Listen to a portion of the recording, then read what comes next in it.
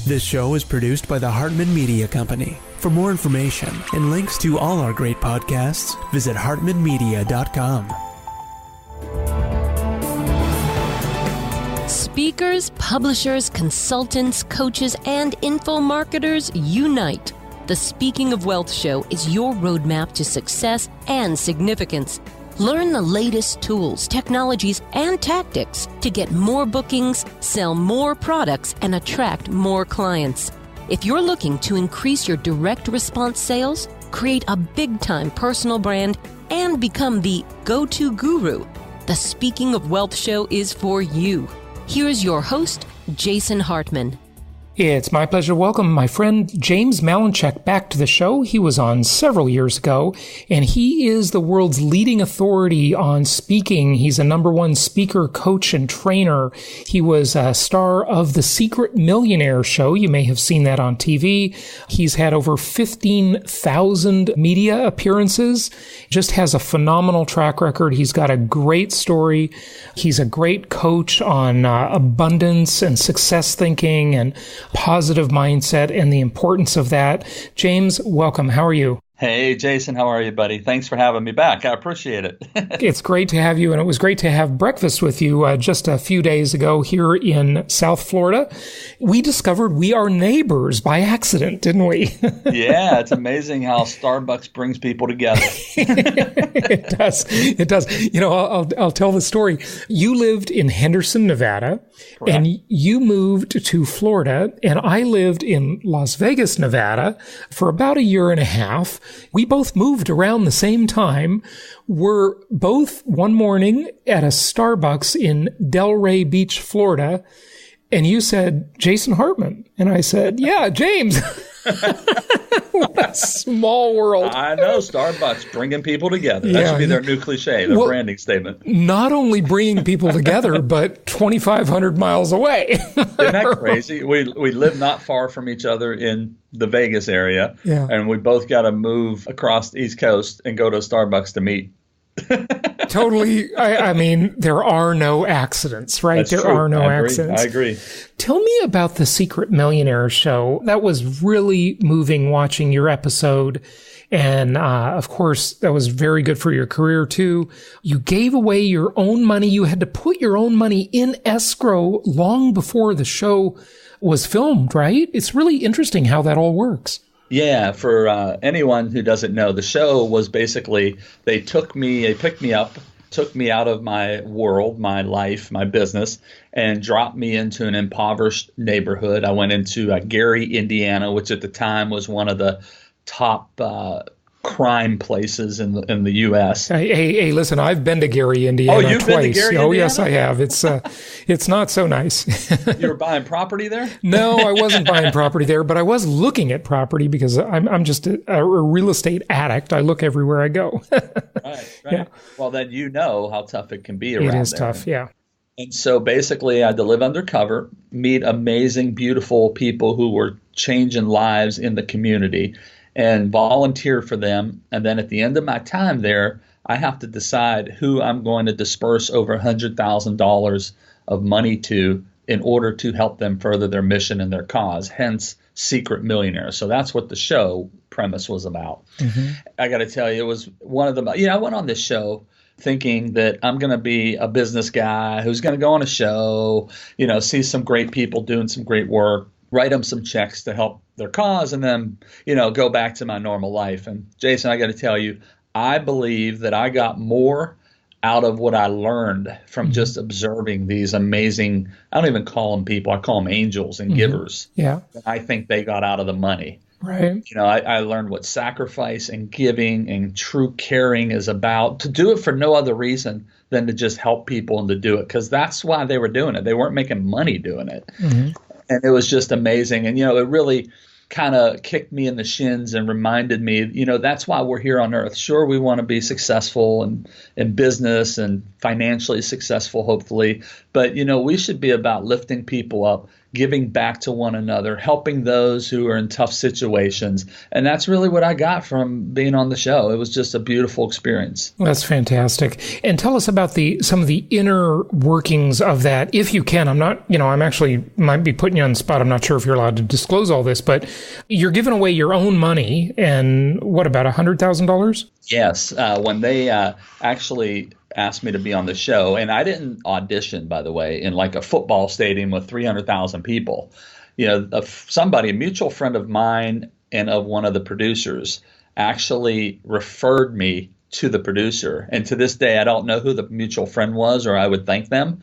And so when ABC contacted me, we didn't respond. We actually turned them down for 2 weeks because it was hidden. It was never said it was ABC. They always hide that because they don't want people doing things just to get on television. Mm-hmm. Finally, I said to Cindy, my assistant, who's my sister, I said, you know what, give me the phone number, because they kept emailing, even though I rejected them like 2 or 3 times in a 2-week period, because all I knew is it was somebody doing some documentary show. You didn't know who it was, right?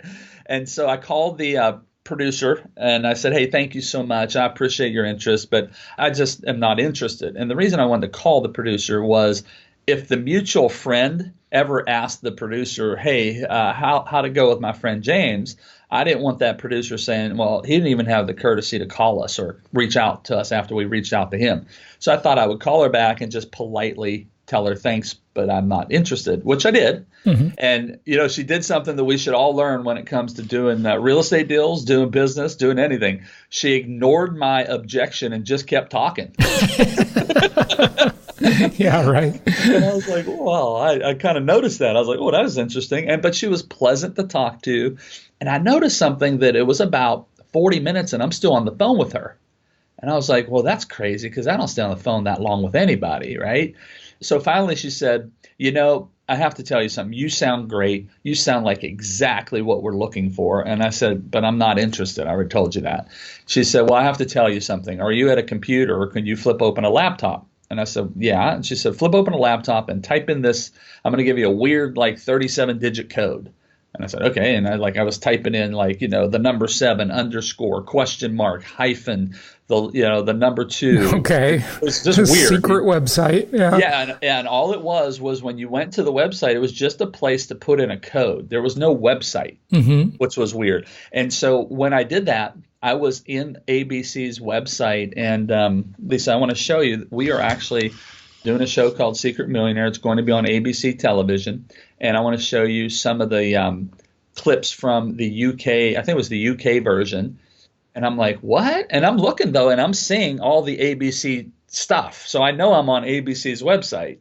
I'm like, why would the heck would ABC be calling me? It wasn't registering, mm-hmm. right? Yeah. And so long story short, they said, we love you. We want to pitch you tomorrow to the executives of ABC. They did. They got this okay. They called me up, started the contract. And yeah, you're right. My contract was I had to give away $100,000 to folks.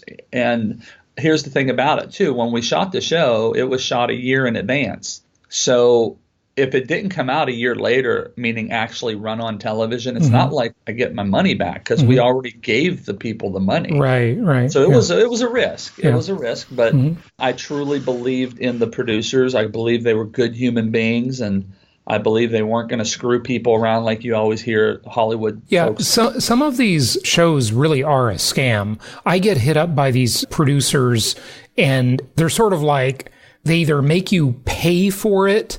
And, a lot of this stuff you see, magazine covers, articles, TV shows, these people are paying to be on it. It's not like real media, right? We got to understand that the world ain't what it seems a lot of times.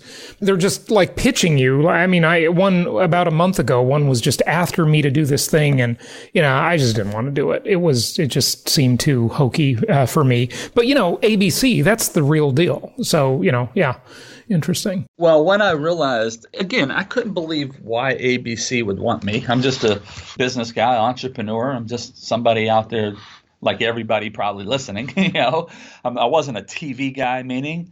But that's what they wanted. They wanted the average everyday person next door. Mm-hmm. So what really got me to do the show was the producers then flew to my house after the executives signed off on it. And they met with me at my house, and I still just wasn't buying it. Mm-hmm. Like, why would they want me on ABC television prime time? And so the one producer, who's one of my good friends to this day, she saw that I wasn't buying it. So she got up from her chair, came around my desk in my house, grabbed my arm and said, "Look at me in my eyes." And I said, "I'm sorry, what?" She said, "Look at me in my eyes." She said, "I give you my word. This is for real. We are not going to mess people over or hurt people. We're going to help a lot of people with the message and the essence of this show. We really like you. You should do this show." Yeah. And I did it. That's what it was. Good stuff. Good stuff. Well, it's quite moving. I watched your episode and really enjoyed it. I grew up very poor. You've got a great success story. The rags to riches story, ever since Horatio Alger made it popular, is one that's captivated America and the world, hopefully, but especially Americans. What do you see as some of the fundamental mindset traits that take people from very humble beginnings or even impoverished beginnings to a life of abundance and success? And by the way, now might be a good time during the segue to say you'll be speaking at our upcoming Profits in Paradise event in Orlando, Florida, right? Yeah, I'm so fired up. Thank you for asking, and thank you for your confidence, and thank you for trusting me with your great people. I can't wait to rock the house for them. They will love it. Well, we look forward to having you. I've seen you speak before, and it's pretty awesome. But these mindsets, it all starts with thought. Everything is created out of human thought, right? Absolutely. What I really think, if I look back, I grew up in a very tiny steel mill town outside of Pittsburgh, Pennsylvania, here in the U.S., and we didn't have much. Dad worked as a steel worker. Mom was a lunch mother at the school, serving lunches to the kids. So we didn't have any kind of wealth, or we didn't come from stuff, if you will. And so what I think happens is we allow, to answer your question, we allow our old story, our old paradigm, our old environment to dictate where we are today and where we're going in the future. I would say if you don't like where you started, that's great. You can change it by changing the way you think, because the way you think determines your actions, and your actions determine your habits, and your habits determine your results, both good or bad.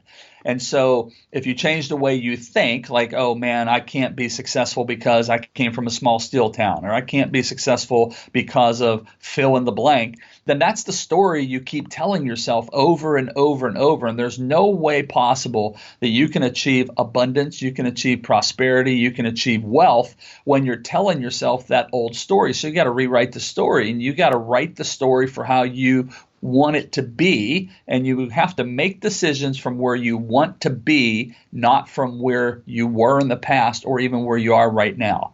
And that's one of the biggest mistakes I see people make. And by the way, we all make them. We all fall into that rut. It's not like I'm something special or you're something special. We have to make sure we get our car back in alignment when it drifts out of alignment. It's a constant battle, because the drift of the world is negative. I would argue that it's negative. Certainly the media is negative, because, that's what sells. That's what everybody, for whatever kind of reason, we all have this sort of sickness. That's what sells. And so that's what you hear out there. So we constantly have to get that car back in alignment. I like that metaphor. Yeah, absolutely. And it's an ongoing process.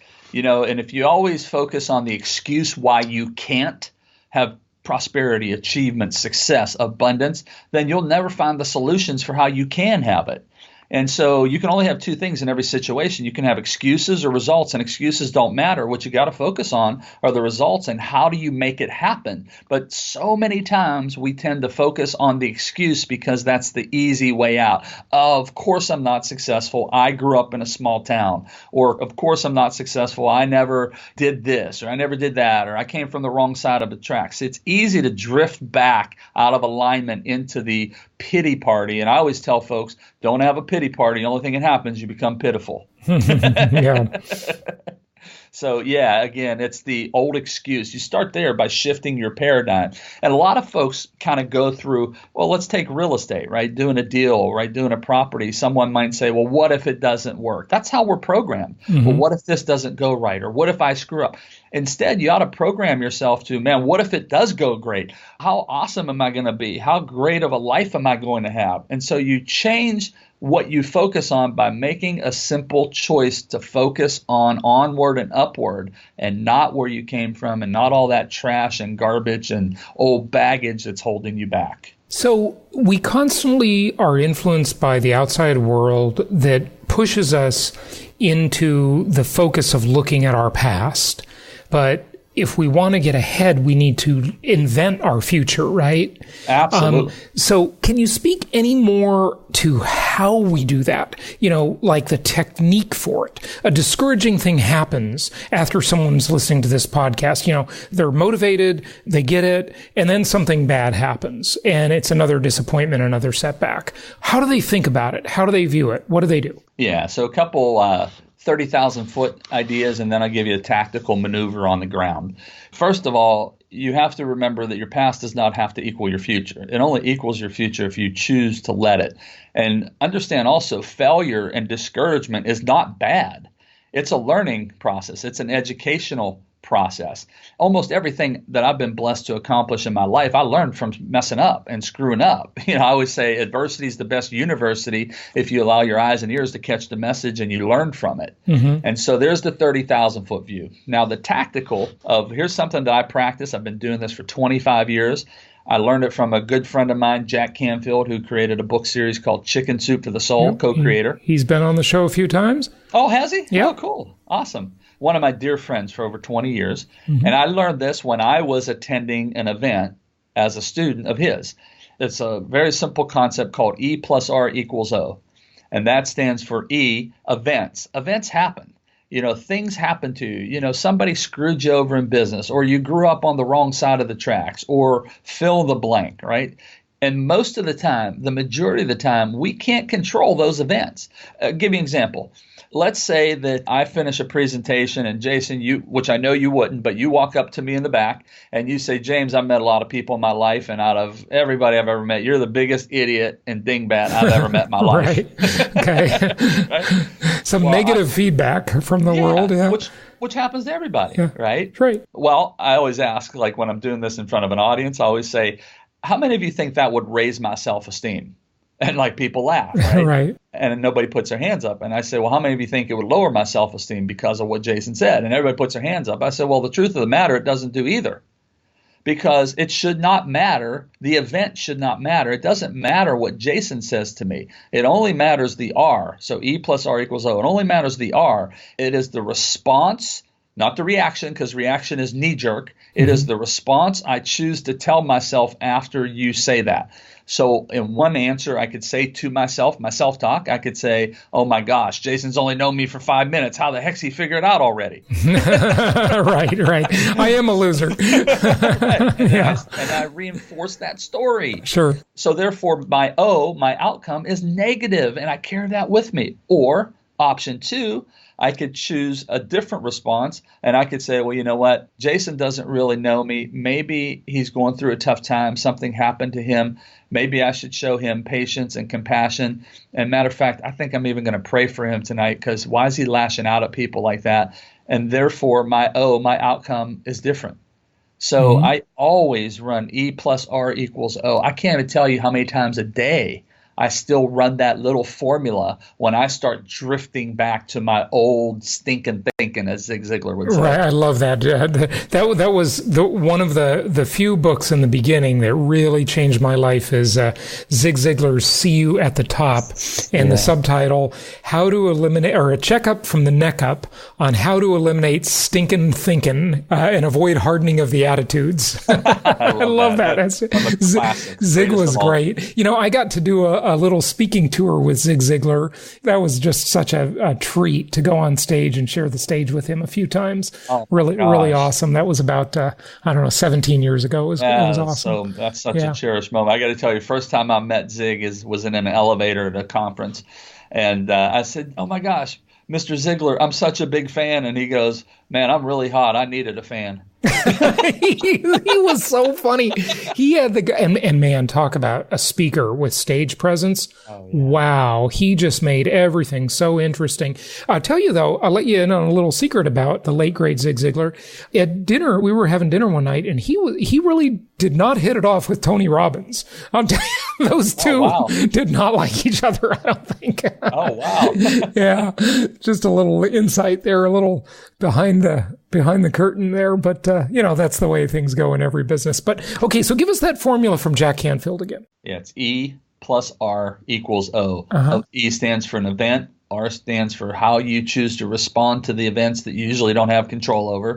And O stands for the outcome. And by the way, a lot of times you start thinking your old way of thinking and having your old beliefs because you really don't have control over it because you've reinforced it so many times over the years that your mind automatically has that programmed and automatically drifts back to it. So the way to overcome that is by it's repetition, continuously changing your response when you start to drift back to that old way of thinking.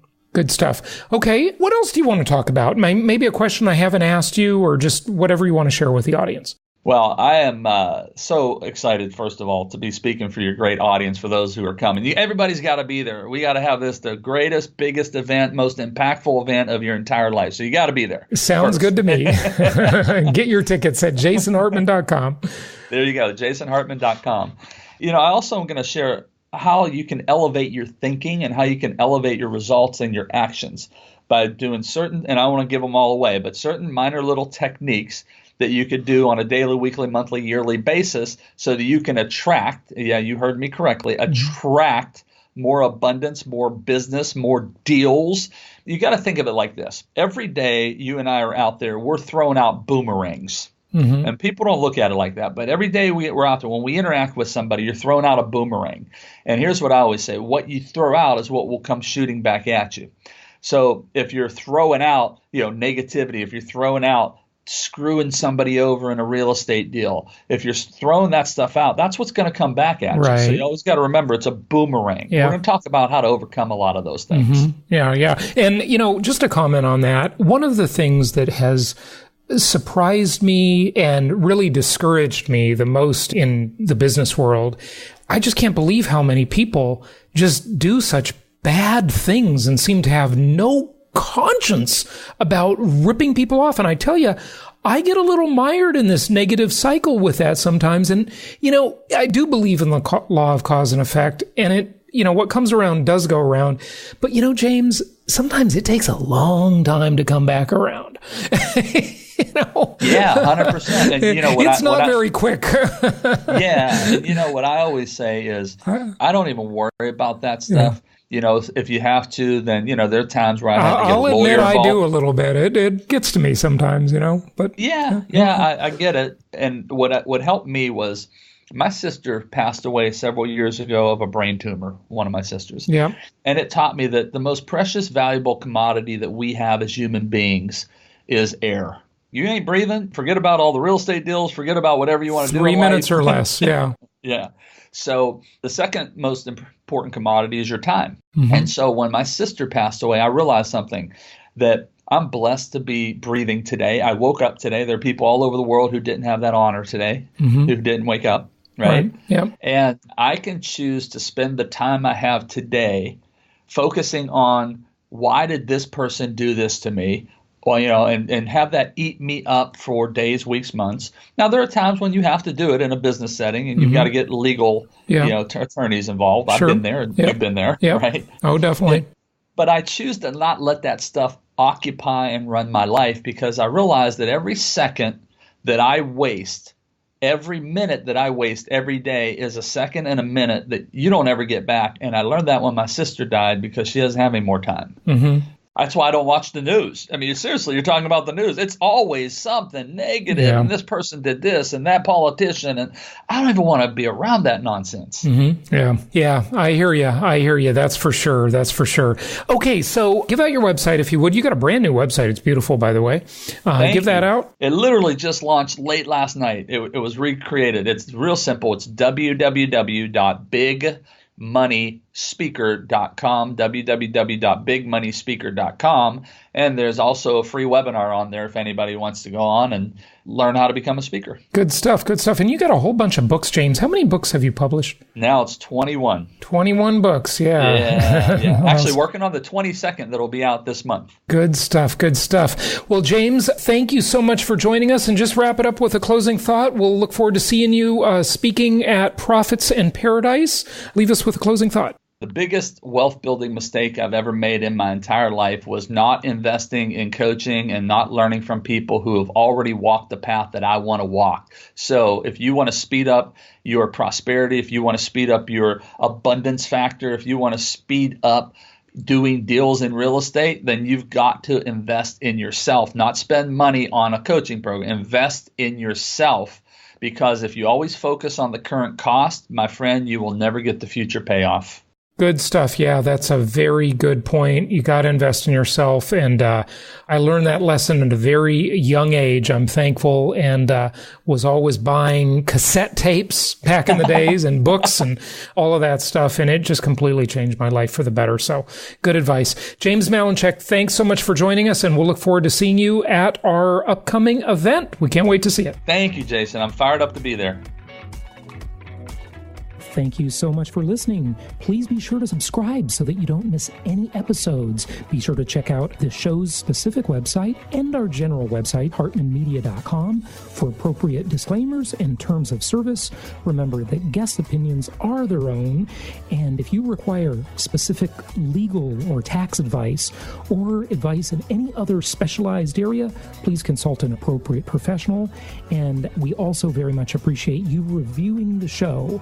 Please go to iTunes or Stitcher Radio or whatever platform you're using and write a review for the show. We would very much appreciate that.